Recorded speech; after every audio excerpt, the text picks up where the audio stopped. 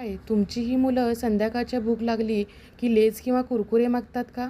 किंवा वडापावची डिमांड करतात का? त्यावेळी असा अत्यंत टेस्टी, करायला सोपा आणि पटकन तयार होणारा मखाना चिवडा जर असेल घरात, तर मुलंच काय, पण मोठी माणसंसुद्धा आवडीनं मागून खातील हा चिवडा.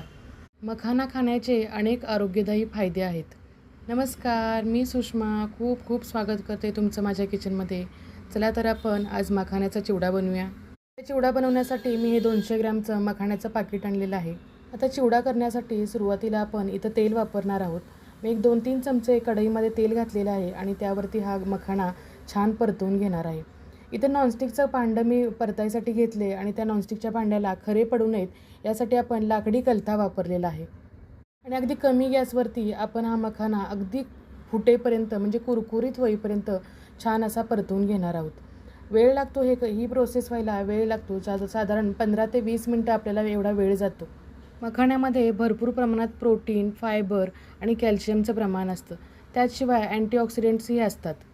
वजन नियंत्रणात ठेवण्यासाठी हा मखाना फार उपयोगी होतो.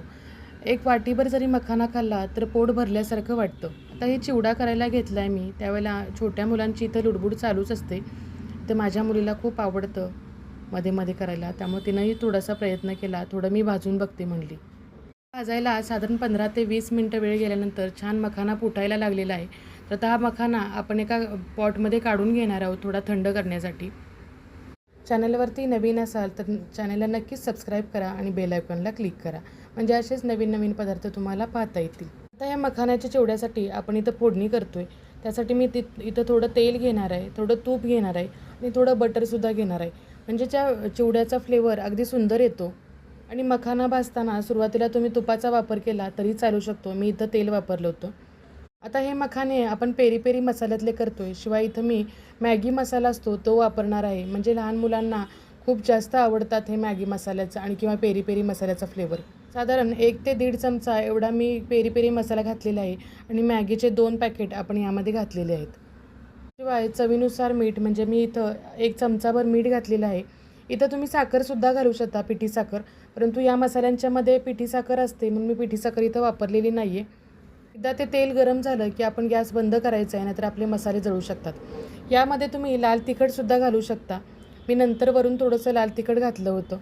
आता हा तयार झालेला मसाला आपण मखाण्यावरती पसरवून घेणार आहोत आणि सगळीकडे हातानं किंवा आपण कलत्यानं सगळीकडे लावून घेणार आहोत.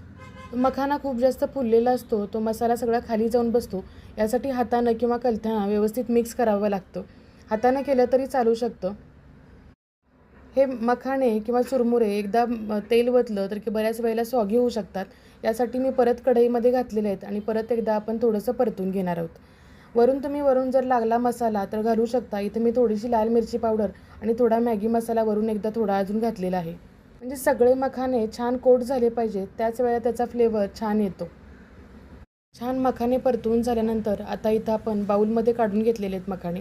बाहेर छान पाऊस पडतोय, तर इव्हिनिंग स्नॅक्स म्हणून माझ्या मुलींचं खाणं चालू आहे. हा चिवडा करायला अगदी सोपा आहे, अगदी झटपट बनतो आणि अत्यंत पौष्टिक आहे.